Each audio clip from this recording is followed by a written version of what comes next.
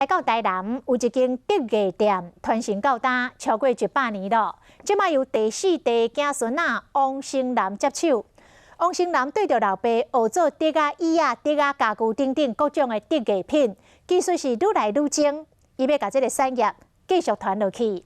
今仔日的看见台湾国宝师傅。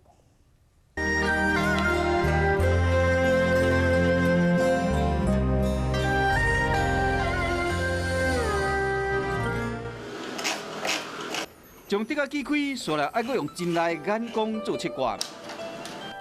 无用铁钉仔甲螺丝，就会使固定每一项竹艺品。为大人囡仔拢会使用的椅仔，甲派新名的架仔，拢会使定做。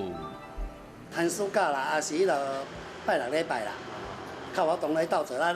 对囡仔，人讲对囡仔学较紧啦。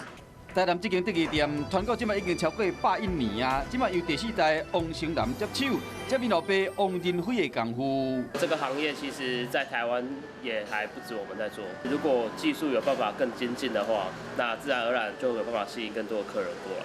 想要甲传落去，是因为全手工的竹艺产业伫早期560年代真时行，也过因为工厂出现了后，塑胶制品大量的生产，所以讲竹这产业就无市场啊。咱这塑胶椅啊出来，大概一段时间开始拢对塑胶椅啊去使用塑胶椅啊，所以竹椅啊渐渐有没落来。毋过到即阵，大家走倒转来是啥物原因来讲？咱竹椅啊为了好处就是讲坐久袂烧。第2点，咱这竹椅啊总耐用。 一条正常坐，你莫甲我坐摇吼，一条10档以上无问题啊。